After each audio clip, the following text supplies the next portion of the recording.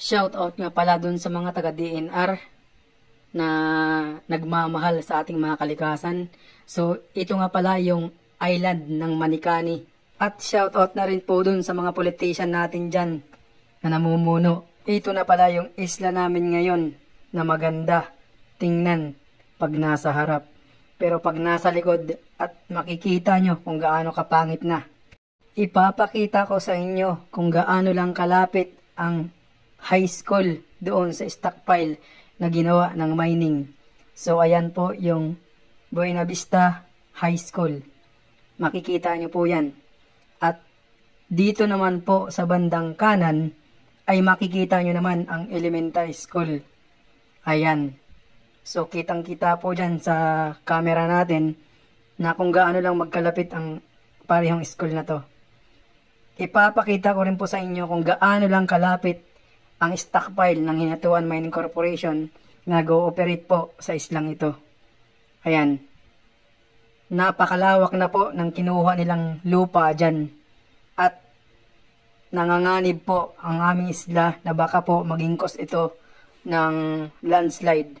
Ayan po yung stockpile na napakalawak. It's about 10 hectares po na stockpile ng Hinatuan Corporation. Ayan. Kaya shout out po dun sa mga nagmamalasakit na kung maaari po ay mapigilan to. Dahil po nanganganib po ang aming napakagandang isla. Ayan. At pag umuulan po dyan ay talagang napakaputik po ng lugar na yan.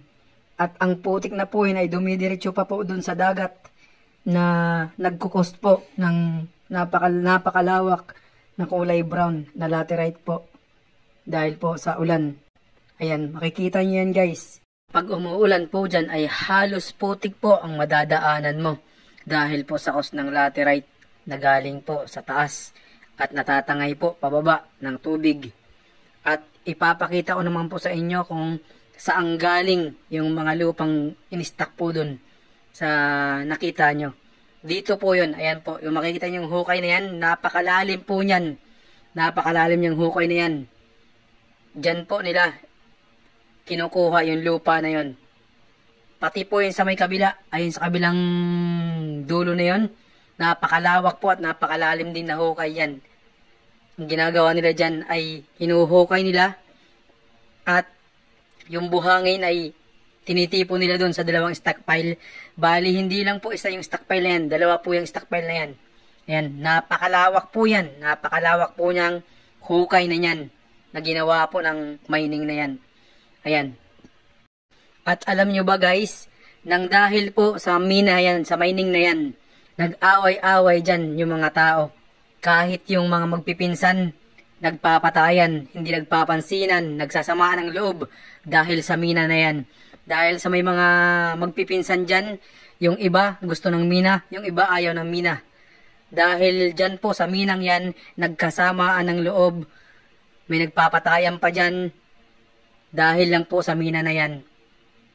Walang malaking naidudulot yan kundi perwisyo nung dumating yan sa isla namin. Napiperwisyo na yung mga tao, napiperwisyo pa yung kalikasan. Kaya naman dun sa mga concern, nawa matulungan nyo kami kung paano maitigil tong pagmimina na to dito sa aming isla ng Manikani.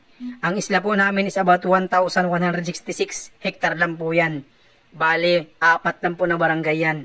Ang pinakasentro po ng pagmimina na yan ay yung barangay Buena Vista. Doon po sa may taas.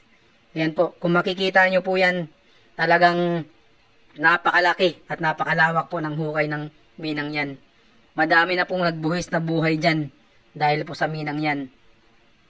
So, hanggang umaabot po ngayon. Matagal na po yan dyan. Nahinto po yan. Tapos ngayon, siguro malakas po ang kapit niya mga yan. Kaya, natutuloy po ulit yung mina na yan. Ang laki po ng kinukuha nilang halaga dyan sa isla namin. Halaga ng lupang kinukuha nila dyan. Kaya, kawawa po yung mga nakatira dyan. Yung mga hindi po pumapayag dyan, hindi lang naman para sa kanila yan, kundi para po sa kabubuti ng lahat yan. Sana po, matulungan nyo kami. Kaya naman po nakikiusap ako dun sa mga kapanood ng videong ito. Pakashare po nawa na makaabot po dun sa mataas na katungkulan sa pamamahala ng ating bansa. Na kawawa po yung isla namin. Ito'y 1,166 hektar lang po yung isla namin ito. Kaya salamat po dun sa mga mag-share para malaman po na delikado po ang gantong pagmimina sa isang isla. Salamat po sa inyong lahat.